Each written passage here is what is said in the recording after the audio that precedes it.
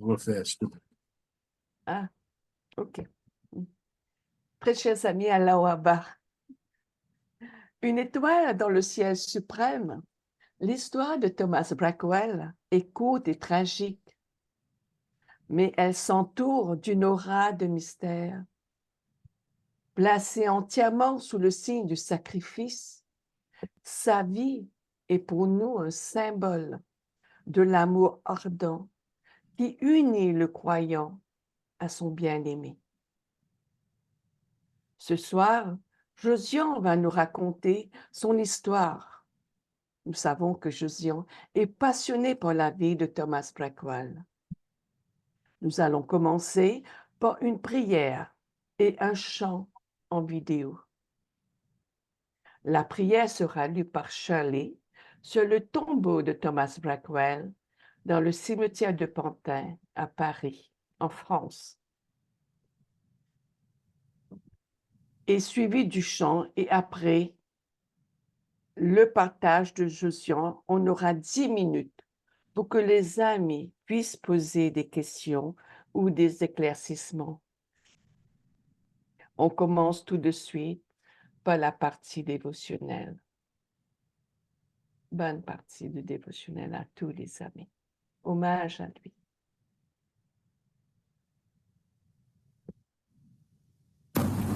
Oh mon aimé, où est désormais ton beau visage? Où est ta langue éloquente? Où est ton front clair? Où est ton apparence lumineuse? Oh Blackwell, oh mon aimé, où est ton feu flamboyant de l'amour de Dieu? Où est ton ravissement sous son souffle divin? Où sont les louanges que tu élevais vers lui? Où est ta foudre pour servir sa cause? Oh Blackwell, oh mon aimé, où sont tes yeux magnifiques, tes lèvres souriantes, tes joues princières, ta silhouette gracieuse? Oh Blackwell, oh mon aimé, tu as quitté ce monde terrestre pour atteindre le royaume. Tu es parvenu à la grâce du monde invisible et tu t'es offert au seuil de son Seigneur. Oh Blackwell, oh mon aimé, tu as laissé ici-bas la lampe qui était ton corps, le verre qui était ta forme humaine, tes éléments terrestres, ton monde de vie en ce monde. Oh Blackwell, oh mon aimé, tu as allumé une flamme dans la lampe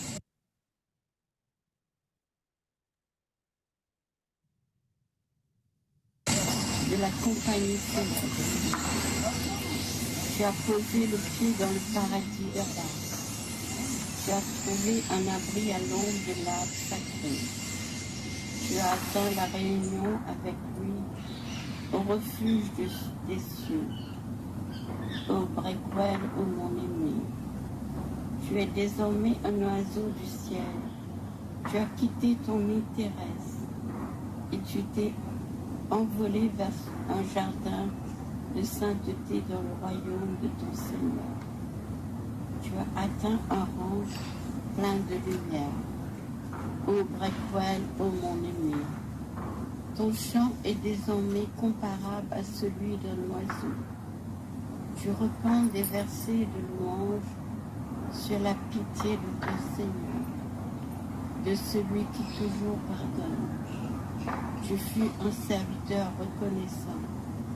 C'est pourquoi tu as pénétré dans une joie sans borne. Oh Blackwell, oh mon aimé, ton Seigneur, ta véritable élu pour t'accorder son amour. Il t'a conduit dans sa résidence de sainteté et il t'a fait pénétrer au jardin de ceux qui sont ses proches compagnons. Et il t'a béni en te laissant contempler sa beauté. Oh Blackwell, oh mon aimé, tu as gagné la vie éternelle, la générosité qui ne fait jamais défaut. une vie qui te plaise et la grâce en abondance. Ô Breakwell, mon aimé, tu es devenu une étoile dans le ciel suprême et une lampe parmi les anges, et sur un esprit vivant de le royaume le plus haut, ayant pour trône l'éternité. Ô Breakwell, ô mon aimé, je demande à Dieu de t'emmener.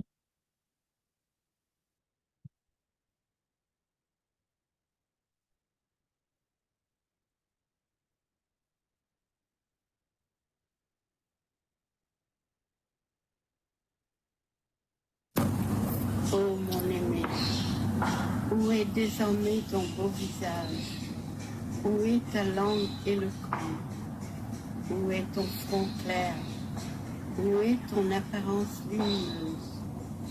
Ô Breakwell, ô mon aimé, où est ton feu flamboyant de l'amour de Dieu? Où est ton ravissement sous son souffle divin? Où sont les louanges que tu élevais vers lui? Où est ta fougue pour servir sa cause? Ô Breakwell, ô mon aimé, l'intimité de ta présence, de t'emplir de lumière et de plus de lumière encore, de t'accorder encore plus de beauté et de te donner la puissance et une gloire extrême. Ô Breakwell, ô mon aimé, à tout instant tu es présent à mon esprit. Je ne t'oublierai jamais. Je prie pour toi le jour, la nuit. Je te vois vraiment devant moi comme en plein jour. Ô Breakwell, ô mon aimé.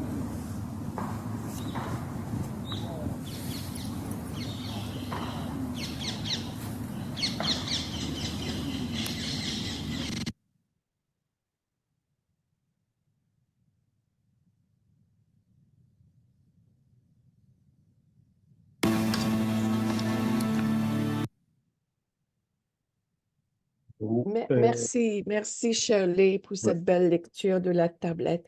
Très émouvant, révélé par Abdul-Baha mm, pour ce firmament de Paris. Maintenant, je passe la parole à Jossion. yes, chers amis, alors à tout le monde, encore une fois, bienvenue. Et vous m'excuserez parce que vous manipulez le PowerPoint en même temps, c'est difficile. Hein? Vous voyez, il y a des manquements quelque part. Vous m'excuserez. Nous n'avons pas vraiment beaucoup d'informations sur la famille de Blackwell et sur la vie du jeune Thomas avant sa rencontre avec la foi bannie. Nous savons seulement qu'aucun membre de sa famille n'était pas banni et qu'ils étaient chrétiens.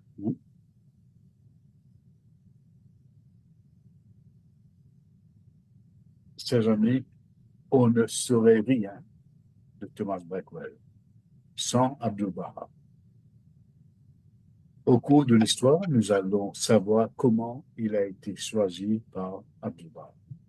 Dans une de ses causeries, Abdu'l-Baha disait qu'il a dans sa main une lampe capable de trouver à travers les contrées et les océans des âmes qui deviendront les héros de la cause.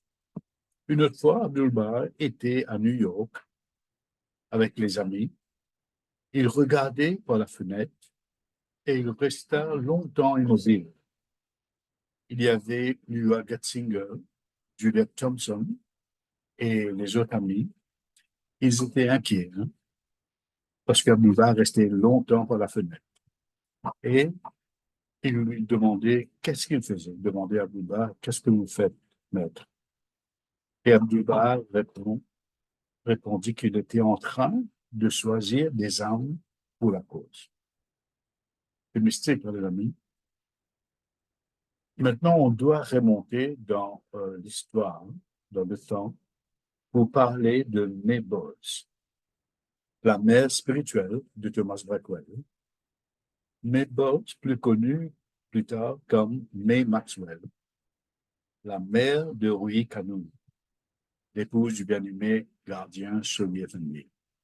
May est née dans le New Jersey, en Amérique, et sa vie mystique à l'âge de 11 ans, en rêve, elle voit une lumière tellement forte, éblouissante, qui l'aveugla complètement et qui dura le lendemain, toute la journée.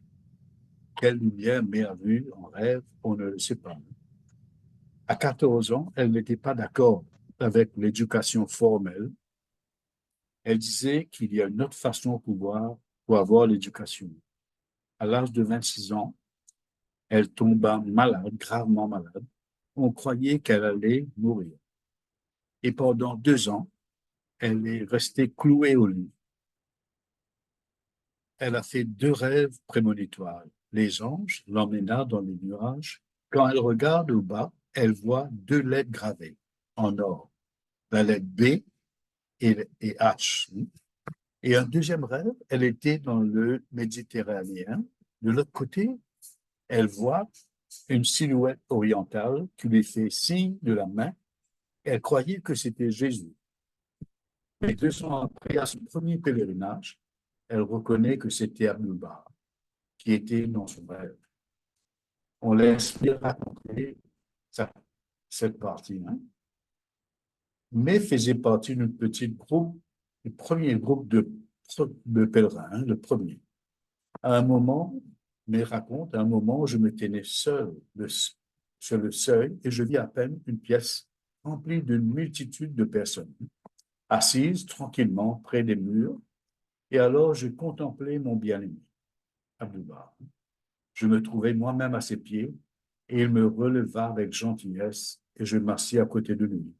Tout cela en disant quelques mots affectueux, en persan, d'une voix qui secoua mon cœur. De cette première rencontre, je ne peux ni me rappeler ni joie, ni douleur, ni quoi que ce soit que je puisse nommer. J'avais été transporté soudainement à de telles hauteurs. Mon âme était rentrée en contact avec l'Esprit divin et cette force, si pure, si sainte, si puissante, m'avait submergé. Il parla à chacun de nous, Abdul-Baha parle à chacun de nous, à tour de rôle, de nous-mêmes, de nos vies et de ceux que nous aimons. Et bien que ces mots fussent peu nombreux et simples, il insufflait l'esprit de vie à nos âmes. Il me dit à moi, parmi autres choses, vous êtes comme la pluie qui est déversée sur la terre, la rendant bourgeonnante et florissante, et qui devient féconde. Ainsi, l'Esprit de Dieu descendra sur vous, vous rendant fertile, et vous irez de l'avant et arrogerez son vignoble.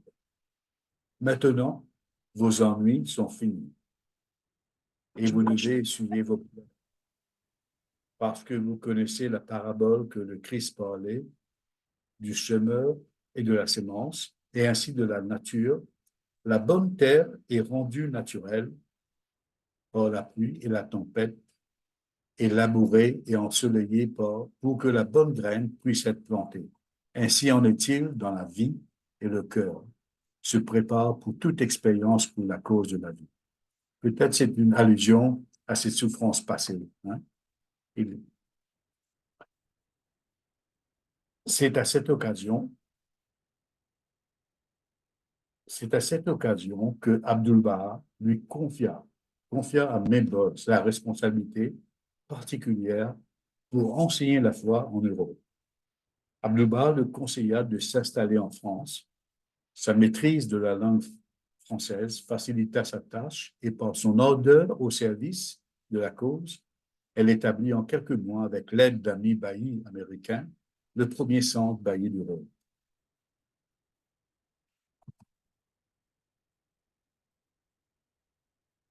Mais ne devait s'absenter de Paris sous aucun prétexte.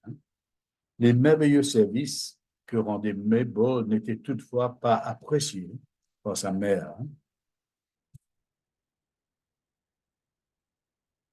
qui vivait avec elle. Son désaccord grandit lorsque, demandant à Abdul-Baha si sa fille pouvait l'accompagner pendant les vacances d'été en Angleterre, Elle se heurte à un refus catégorique. Les paroles du maître étaient très fermes, mais ne devaient s'absenter de Paris sous aucun prétexte. L'indignation de Mme Ball fut telle que le célèbre enseignant, Mirza Abdul Fazl, crut devoir en informer Abdul-Baha, mais ce dernier resta imperturbable et ne fournit aucune explication à sa décision. On va savoir pourquoi. Mais obéit à Abdul-Baha et laissa partir son frère et sa mère qui n'eut pas de scrupule à fermer à clé sa maison. Elle s'installa alors dans l'appartement d'une amie Bailly, Edith Jackson, mais Bowles ignorait le motif de l'insistance d'Abdul-Baha. Elle ne soupçonnait pas, contrairement au maître, que de doux effluves de l'esprit divin commençaient à répandre sur Paris. Le rôle de Maître Bowles était si important qu'Abdul-Baha dit en parlant d'elle qu'il tenait dans sa main une lampe capable de trouver des âmes qui deviendront les héros de la cause. Nous retournons à Thomas. Thomas est né à Londres en 1873 et il avait quitté très tôt sa terre natale pour s'installer dans le sud des États-Unis. Il y exerçait une fonction de haute responsabilité dans une usine de filature de coton qui lui procurait des revenus importants. Cette aisance financière lui permettait de rendre régulièrement visite à ses parents en Angleterre pendant l'été et de prendre quelques vacances sur le continent selon la coutume des gens distingués du Nouveau Monde. Et c'est exactement dans une de ces voyages qu'il rencontra une dame et tellement il avait l'amour de Dieu qu'il parlait de Dieu et de religion. La dame gentiment lui dit: jeune homme, je ne suis pas intéressé à Dieu et la religion, mais j'ai mis à Paris, en parlant de Maybold, qui a embrassé une nouvelle religion. C'est pas quelle religion. Si tu veux, je t'emmène le voir. Thomas répond: OK, d'accord. Et effectivement, la dame s'appelle Madame Milner, la même, chez Maybold. C'est le premier contact avec la foi. Mais Boss décrit Thomas ainsi: il était de taille moyenne, svelte, droit et gracieux, avec un regard intense et un chant indescriptible. C'est comme si j'avais vu une lumière voilée. Je me rendis compte immédiatement qu'il s'agissait d'un cœur pur, d'une âme assoiffée, sur laquelle était jeté le voile qui recouvre toute âme jusqu'au moment où il est déchiré par le pouvoir de Dieu en ce jour. Mais Ball ne fit aucune allusion à la foi lors de la première rencontre. Madame Milner n'avait elle-même rien dit à ce sujet et enfermait définitivement ses oreilles au message de Bahá'u'lláh. Mais se rendait compte ainsi que Thomas Blackwell l'étudiait très attentivement. Au moment du départ, il lui demanda la permission de revenir la voir le lendemain, car il n'était de passage à Paris que pour quelques jours. Et il avait une grande envie de connaître les enseignements qu'elle avait trouvés et dont Mme Milner lui avait dit qu'il avait transformé sa vie.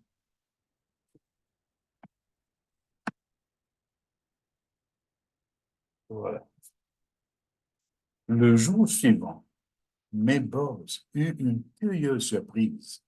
Thomas Blackwell frappa à sa porte dans un état d'étrange exaltation. Aucun voile matériel ne recouvrait son âme radieuse. Ses yeux brillaient d'une flamme imperceptible.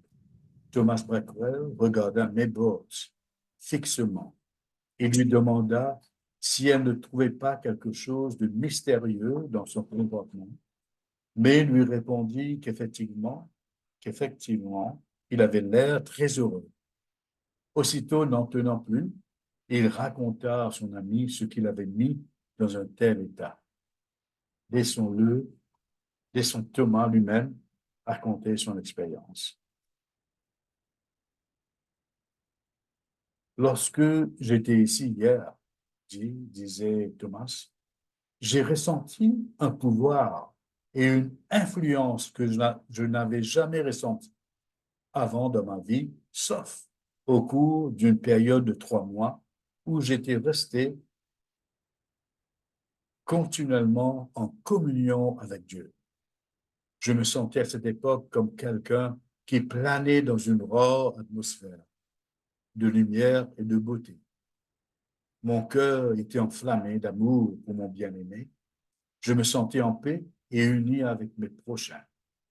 Hier, quand je vous ai quitté, j'ai descendu seul sur le sang Élysée. L'air était chaud et lourd. Pas une feuille ne remuait. Quand soudain, un vent me frappa et tourbillonna autour de moi.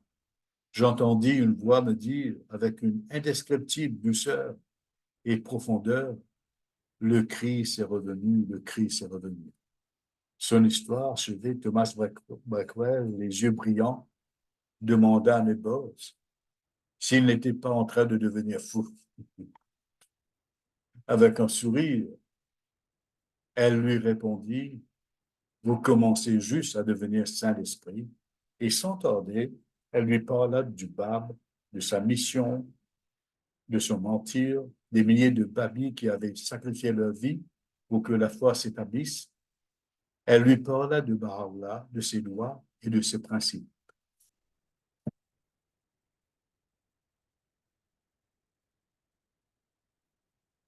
Thomas Blackwell absorba pendant 3 jours, avec avidité les paroles de May. Son âme était véritablement assoiffée. Dès le premier jour, il avait accepté le message, sans restriction, et pris tous les livres que May avait chez elle. Son enthousiasme grandit encore lorsqu'elle lui fit le récit de son pèlerinage à Akka, où elle avait rencontré le maître Abdu'l-Baha. L'expérience qu'avait vécue Madame Maxwell auprès de cet être saint impressionna tellement Thomas Blackwell que l'âme soupirant, et il décida sur le champ de rompre avec son ancienne vie et d'annuler tous ses plans de voyage. Désormais, il n'avait qu'un seul espoir dans sa vie, être admis auprès d'Abdu'l-Baha, afin de pouvoir contempler le visage de son bien-aimé.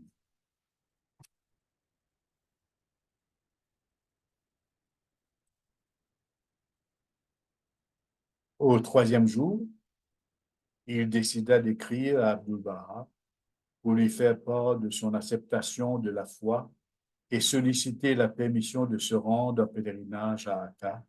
On aurait pu croire qu'il allait écrire une lettre longue et pleine d'effusion, mais elle se résuma à ces quelques mots.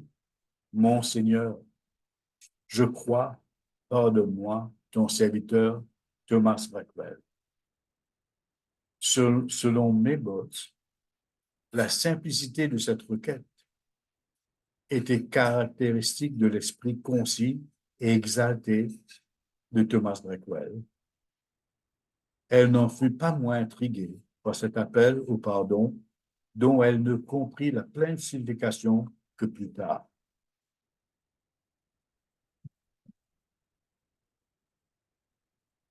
À cette époque, un jeune bailli nommé Hubert, fils spirituel de Mebos, avait reçu la permission d'aller à Akka. Thomas Blackwell le contacta aussitôt et ils planifièrent de partir ensemble. Tout était prêt, il ne fallait plus qu'une chose, obtenir l'autorisation du maître.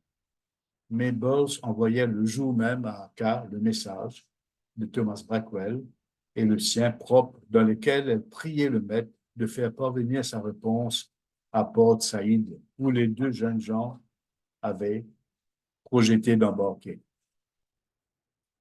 Le soir du même jour, alors que Mabel rentrait chez elle, elle trouva, à sa grande surprise, dans sa boîte aux lettres, un cablogramme bleu d'Abdu'l-Baha qui disait « Vous pouvez quitter Paris quand vous le voulez. » on se rappelle qu'Abdul-Baha lui avait dit de ne pas quitter Paris sans aucun prétexte. On sait maintenant pourquoi.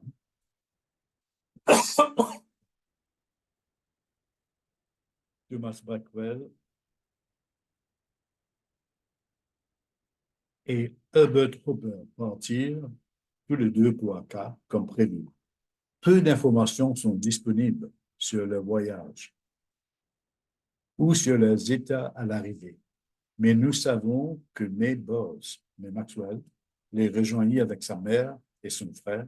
Plus tard, elle écrivit un article sur Blackwell nous offrant un aperçu de son expérience.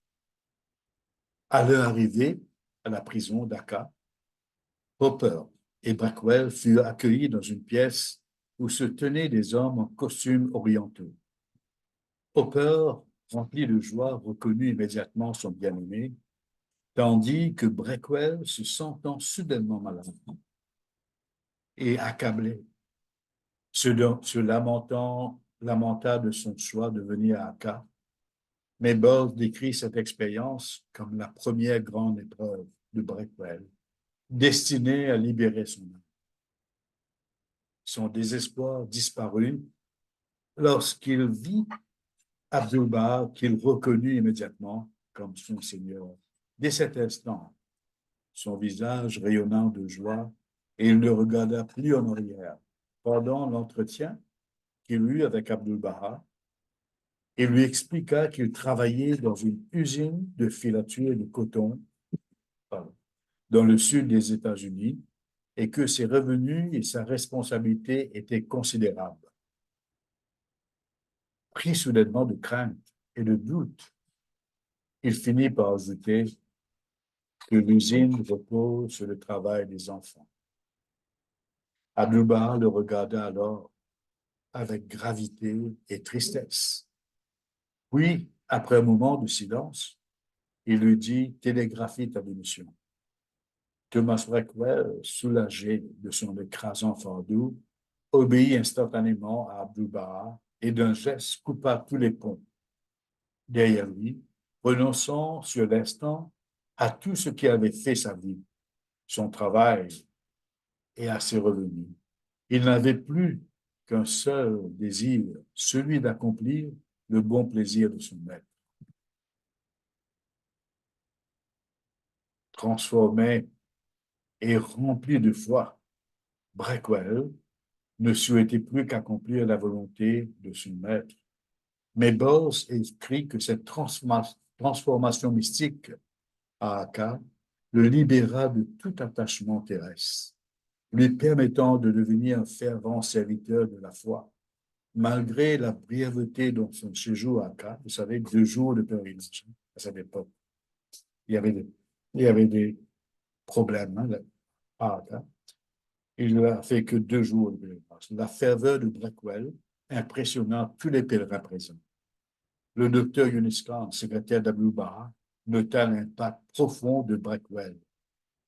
Son amour intense et son gel touchèrent profondément tous ceux qui le rencontrèrent. Avant son départ, Abdul-Baha lui demanda de s'établir à Paris.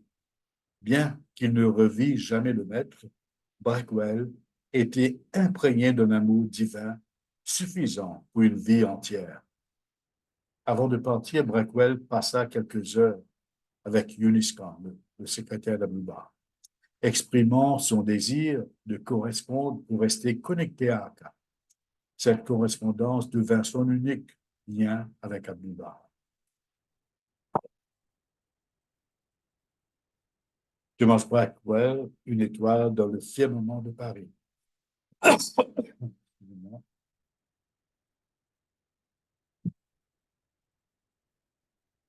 Thomas Blackwell, de retour à Paris, après sa communion spirituelle avec le maître, changea radicalement de vie. Il abandonna son mode de vie confortable, reprit ses études et s'installa dans un quartier modeste.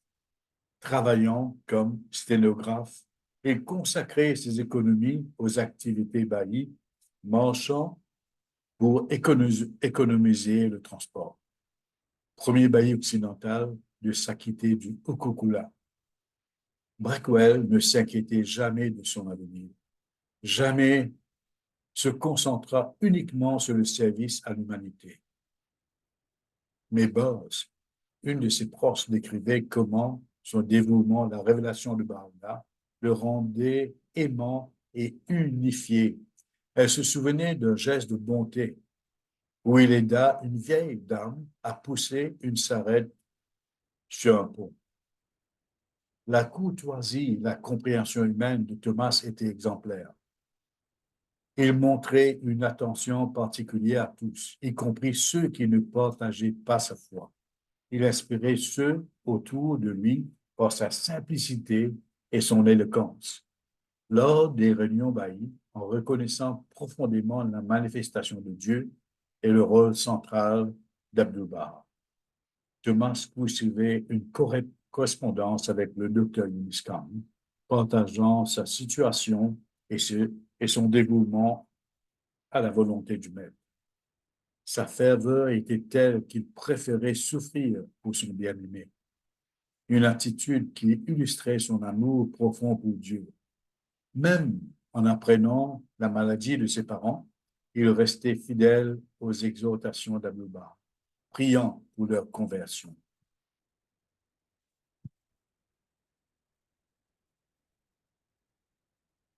Finalement,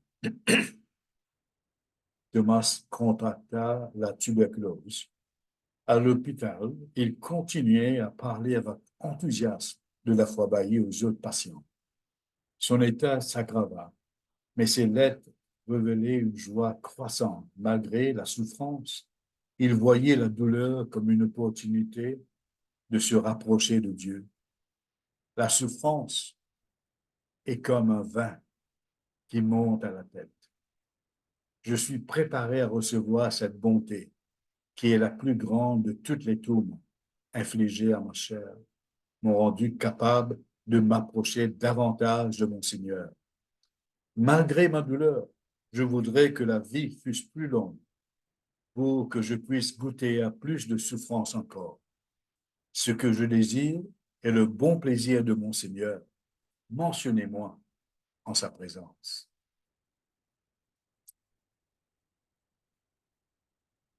Hippolyte Dreyfus, qui visita Thomas Blackwell à l'hôpital, racontait que ce dernier invitait les malades et qu'avec enthousiasme, il leur parlait de la foi. Certains de ses auditeurs étaient consternés par son message, d'autres le critiquaient. Mais Thomas Blackwell, imperturbable, conservait sa tranquillité d'âme et disait aux malades qu'il n'allait pas mourir, mais qu'il partait seulement pour le royaume de Dieu et que là-haut, il ne manquerait pas de prier pour eux. Vint enfin la dernière lettre de Thomas Blackwell, où toujours infiniment heureux, il écrivait qu'il espérait boire le calice des calamités, grâce auquel il pourrait enfin s'approcher de son bien-aimé. Thomas Blackwell rendit son dernier soupir le 13 juin 1902 à 7 heures du soir au 200 rue Faubourg Saint-Denis, comme le précise son acte de décès, enregistré le 14 juin 1902. Il avait 29 ans et n'avait été bailli qu'une année même. Maintenant, il a l'éternité pour vivre et proclamer sa foi. Baha'u'lláh dit, dans une parole cachée, « Mon éternité est ma création. Je l'ai conçue pour toi. »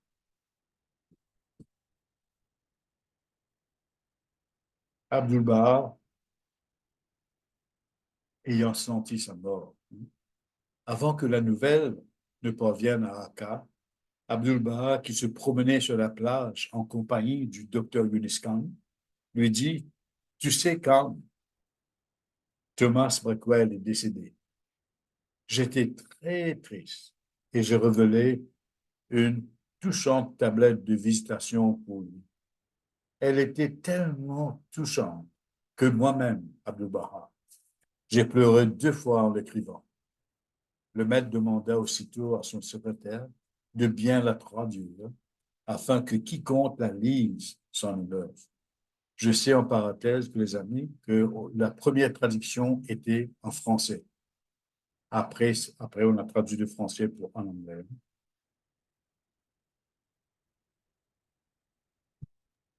Le docteur Yuniscan racontait, un an après la mort de Thomas, un jour alors que le maître examinait certaines enveloppes qu'il avait reçues de différents endroits, il en retira soudainement une et me dit, comme les parfums émanant de cette enveloppe sont agréables, fais vite, ouvre-la et vois d'où elle peut venir. L'enveloppe contenait une lettre et une magnifique carte postale en couleur à laquelle était attachée une fleur. Sur la carte, quelques mots écrits en or doré disaient « Il n'est pas mort, il vit dans le royaume de Dieu ». Avec une inscription au bas, cette fleur a été cueillie sur la tombe de Thomas, de Thomas Blackwell. La lettre, quant à elle, disait « Loué soit le Seigneur, car mon fils a quitté ce monde pour l'autre avec la reconnaissance et l'amour d'Abdullah. » Aussitôt après, le docteur Yuniscan ait traduit le message au maître. Celui-ci se leva de son siège, prit la corde, le mit sur son front béni et laissa couler des larmes sur ses joues. Dans une lettre adressée à MR, je ne vais pas dire le nom, il écrivit concernant le décès de Thomas Blackwell, « Ne sois pas affligé.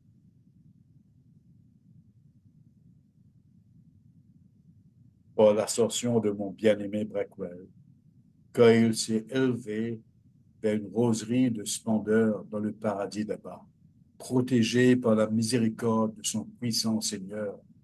Et il s'écrie de toute la force de sa voix, « Oh, si mon peuple pouvait savoir avec quelle miséricorde mon Seigneur m'a pardonné et comment il a fait de moi l'un de ceux qui sont parvenus à sa présence. »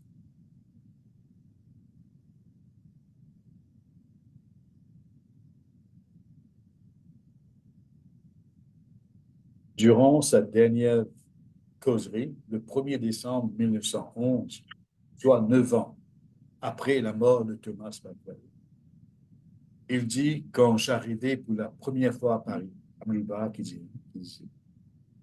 il y a quelque temps, je regardais autour de moi avec beaucoup d'intérêt. Et en mon esprit, je comparais cette superbe ville à un grand jardin. J'en examinais le terrain avec un soin bienveillant et beaucoup d'attention. Je le jugeais très bon et dans des conditions favorables pour établir de fermes croyances et une foi inébranlable, car une sémence de l'amour de Dieu avait été jetée dans ce terrain. Je voudrais que quelqu'un lise la lettre de visitation pour terminer, les amis. On a Sabrina, je l'ai à lui. Je voulais que quelqu'un, pour terminer, la lise, un volontaire. Volontaire pour Ouais. le Si vous le voulez, j'aimerais bien, Youssef. OK. Youssef. Merci. Youssef. Oui. OK. Je mets sur la... La lettre d'Abdul-Baha à Brekwell. Ô Brekwell, ô mon aimé, où est désormais ton beau visage? Où est ta langue éloquente? Où est ton front clair? Où est ton apparence lumineuse? Ô Brekwell, ô mon aimé, où est ton feu flamboyant de l'amour de Dieu? Où est ton ravissement sous ton souffle divin, sous son souffle divin? Où sont les louanges que tu élevais vers lui? Où est ta fougue pour servir sa cause?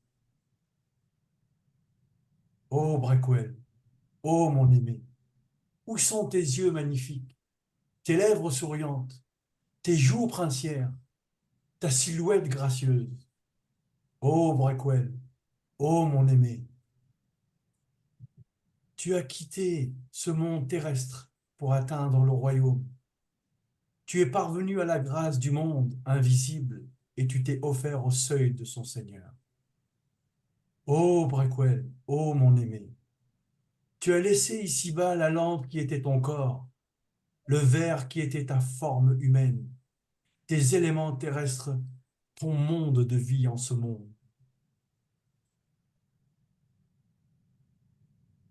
Ô Brequel, ô mon aimé, tu as allumé une flamme dans la lampe de la compagnie céleste, tu as posé le pied dans le paradis d'Abraham.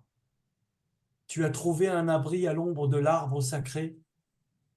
Tu as atteint la réunion avec lui au refuge des cieux.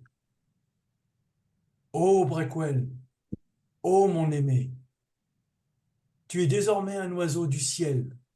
Tu as quitté ton nid terrestre et tu t'es envolé vers un jardin de sainteté dans le royaume de ton Seigneur.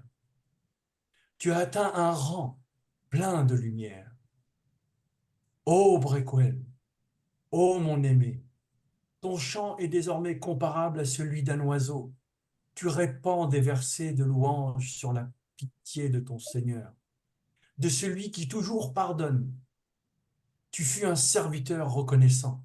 C'est pourquoi tu as pénétré dans une joie sans borne. Ô Brequel, ô mon aimé, ton Seigneur t'a véritablement élu pour t'accorder son amour. Il t'a conduit dans sa résidence de sainteté et il t'a fait pénétrer au jardin de ceux qui sont ses proches compagnons. Et il t'a béni en te laissant contempler sa beauté. Ô Brequel, ô mon aimé, tu as gagné la vie éternelle, la générosité qui ne se fait jamais défaut, une vie qui te plaise et la grâce en abondance. Ô Brequel, ô mon aimé, tu es devenu une étoile dans le ciel suprême et une lampe parmi les gens des cieux, un esprit vivant dans le royaume le plus haut, ayant pour trône l'éternité. Ô Brequel, ô mon aimé, je demande à Dieu de t'amener toujours plus près, de te tenir toujours plus fort, de réjouir ton cœur de la proximité de sa présence, de t'emplir de lumière de plus en plus et de plus de lumière encore, de t'accorder encore plus de beauté, de te donner la puissance et une gloire extrême. Abdul-Baha. Merci, mes amis. Merci beaucoup de votre présence. Cécile, à toi les Oui, merci Josiane Youn. Merci, chers amis, pour votre écoute. Merci, Youssef, pour cette belle lecture Si de vous avez cette des tablette. partages. Oui, et maintenant, si vous avez des questions, des partages ou des éclaircissements, n'hésitez pas. C'est à vous. Merci. Oui, bonjour, c'est Nadège. C'est juste pour dire que Thomas Brequel est né en 1872 et décédé à l'âge de 30 ans, pas 29. Oui, oui, je sais. Mm. Toujours. Oui, parce que sur la tombe, c'est marqué 1873 et Erreur, ça, oui. 1900. Et c'est 1872.